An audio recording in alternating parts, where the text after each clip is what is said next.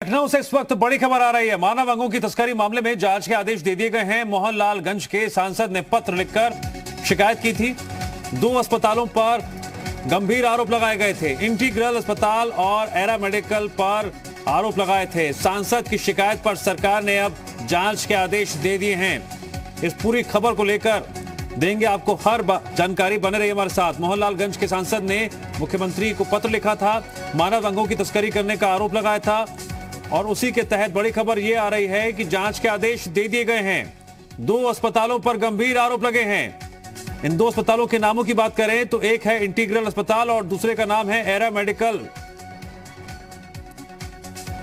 मोहनलालगंज के सांसद ने सीएम को पत्र लिखकर शिकायत दर्ज कराई थी और मानव अंगों की तस्करी का आरोप लगाया था और अब इसी मामले में जांच के आदेश दे दिए गए हैं। इंटीग्रल अस्पताल और एरा मेडिकल पर जो आरोप लगाए गए थे, उन आरोपों के तहत अब जांच के आदेश दे दिए गए हैं। मानव अंगों की तस्करी का आरोप है इन दोनों ही अस्पतालों पर। सांसद की शिकायत पर अब सरकार ने जांच के आदेश दे दिए हैं। जांच की रडार पर 2 अस्पताल हैं जिनका जिक्र शिकायती पत्र में किया गया था। इनके नाम हैं इंटीग्रल अस्पताल और एरा मेडिकल। अब इन दोनों ही अस्पतालों के खिलाफ जांच होगी। हर पहलू से जांच की जाएगी। जिस तरह से दोनों ही अस्पतालों पर मानव अंगों की तस्करी के आरोप लग रहे हैं, पिछला पुराना रिकॉर्ड खंगाला जाएगा। जो ऑपरेशंस यहां पर हुए हैं उनको लेकर भी अब जानकारी जुटाई जाएगी इस जांच के दौरान। लखनऊ से बड़ी खबर, इंटीग्रल अस्पताल और एरा मेडिकल पर मानव अंगों की तस्करी करने का आरोप लगा है और इसी मामले में सरकार ने दे दिए हैं जांच के आदेश। मोहनलालगंज के सांसद ने सीएम को पत्र लिखा था, जिसके बाद जांच के आदेश दिए गए हैं। राहुल मिश्रा जुड़ गए हमारे साथ इस खबर पर और अधिक जानकारी के लिए। राहुल, ये पूरा मामला अपने आप में बेहद चौंकाने वाला मामला है। जिस तरह से मोहनलालगंज के सांसद ने पहले पत्र लिखा, शिकायत दर्ज कराई और अब उसके बाद सरकार ने मामले में जांच के आदेश दे दिए हैं। 2 अस्पतालों के नाम सामने आ रहे हैं। अब तक आपने इस पूरे मामले की जो ग्राउंड रिपोर्ट देखी है, समझी है, क्या क्या फैक्ट्स निकलकर सामने आ रहे हैं? देखना बेहद अहम होगा। जांच के बाद निकलकर सामने आता है बेहद गंभीर आरोप। देखिए, बेहद गंभीर आरोप इन दोनों हॉस्पिटल के ऊपर आया है और इन दोनों हॉस्पिटल में ये आरोप है कि इन्होंने कोरोना मरीज के नाम पर यहाँ पर मानव तस्करी यहाँ पर की है। और जो क्योंकि कोरोना का एक गाइडलाइंस होता है कि जब भी कोरोना पॉजिटिव होता है, यदि मानिए उसकी मौत हो जाती है, मृत्यु हो जाती है, तो उसके बॉडी को परिवारजनों को नहीं दिया जाता था। ये आरोप इन लोगों ने लगाया कि यहाँ पर इनके परिवारजनों को इनको नहीं दिया गया है, इनकी बॉडी नहीं दी गई। मेरे पास पूरी की पूरी यदि कहा जाए, जो व्हाट्सएप चैट है, वो व्हाट्सएप चैट मेरे पास पूरा पड़ा हुआ है। वो जो लड़का था 28 वर्षीय, उस लड़के का पूरा व्हाट्सएप चैट मेरे पास पड़ा है। जब वो हॉस्पिटल के अंदर में था तो हॉस्पिटल के अंदर से जो उसने पूरी की पूरी जानकारी दी है, वो सारी की सारी चीज़ें पड़ी है कि यहाँ पर मैं अब कहीं सीधे तौर पे उसने कई चीज़ें कही है कि निकलने की फिराक में है, बाकी मेरे काम को रात 3 बजे लगेगा, अगर आज न गया सांझ से लेकर जाएंगे, किडनी निकालेंगे, ऐसी सब बातें उसने अपने व्हाट्सएप चैट पे की थी। तो ये एक सीधे तौर पे मुख्यमंत्री, सीएमओ सभी को संज्ञान में डाला गया था। जब सांसद ने भी, मोहनलालगंज ने इस की रिपोर्ट दी थी, इसको जब उसने वहां पर मुख्यमंत्री के संज्ञान में लाया था, पत्र लिखा था, तब जाकर के कहीं सीधे तौर पे अब जांच का यहाँ पर आदेश दिया गया है। दोनों हॉस्पिटल के खिलाफ जांच का आदेश दिया गया है कि आखिर में जब इस क्या ये पूरा का पूरा क्या मामला था और क्या इन लोगों की रिपोर्ट एंड फाइंडिंग है, वो सभी जांच का यहाँ पर दिया गया है। ये कहा जाए कि दोनों जो हॉस्पिटल हैं, इन दोनों हॉस्पिटल में ये जो मरीज था वो भर्ती रहा है और मरीज मरती को लेकर के शिकायतें परिवारजन ने किया था। परिवारजन न्याय की आस लगाए हुए कई दरवाजे खटखटा रहा था और उसी को लेकर के यहाँ पर पूरी ये रिपोर्ट मांगी गई है और यहाँ पर उस पे कहीं सीधे तौर पे अब मुख्यमंत्री ने इसके ऊपर संज्ञान लिया है और आदेश दिए हैं जांच के। राहुल, ये भी अपने आप में बेहद चौंकाने वाली बात है कि जिस एरा मेडिकल कॉलेज का नाम सामने आ रहा है, रिकवरी रेट के लिहाज से सबसे पहले पायदान पर यह खड़ा हुआ है।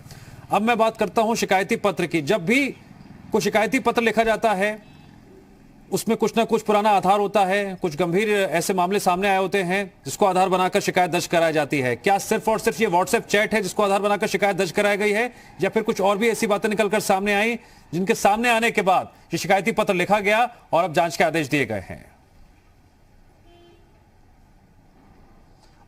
देखिए, मैंने वही कहा कि एक रिपोर्ट जो एक परिवार था उसके द्वारा यहाँ पर शिकायतें यहाँ की गई थी और उसी शिकायत को संज्ञान लेते हुए शिकायती पत्र लिखा गया, सांसद के द्वारा लिखा गया था और उसी का आधार बना करके यहाँ पर आज जो मुख्यमंत्री ने यहाँ पर जांच का आदेश यहाँ पर दिया है।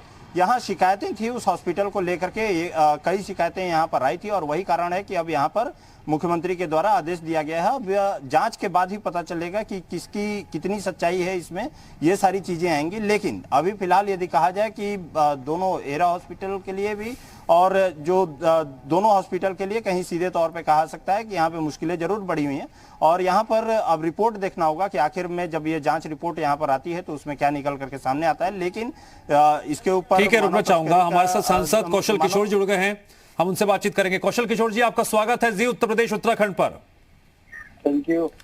कौशल किशोर जी, आपने पत्र लिखा है मुख्यमंत्री को, बाकायदा आपने शिकायत की कि इन 2 अस्पतालों के खिलाफ कार्रवाई की जाए, बेहद गंभीर आरोप लगे हैं।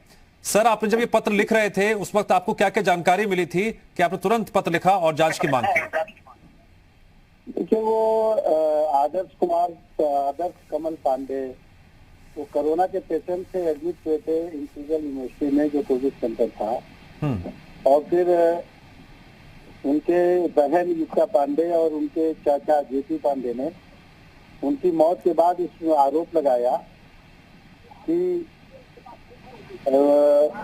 उन्होंने कोई एक वीडियो बनाया था। आदर्श कमल पांडे ने, कोई कोरोना पेशेंट था जिसका ऑपरेशन हो रहा था, तो कोरोना पेशेंट का ऑपरेशन नहीं होता है तो उसका वीडियो बनाया था। तो वीडियो से उसको जो है डाल दिया गया, वीडियो छीन करके उसको आदर्श कमल पांडे को उनके कथनानुसार वेंटिलेटर पे डाल दिया गया, जबकि उसने एक वीडियो जारी किया था आदर्श कमल पांडे ने कि मैं बिल्कुल ठीक हूँ, मुझे निकाल लिया जाए, वरना जो है मुझे यहाँ खतरा है। तो फिर उसको वहाँ से ट्रांसफर कर दिया गया एरा हॉस्पिटल में, जहाँ उसकी 26 सितंबर को मौत हो गई।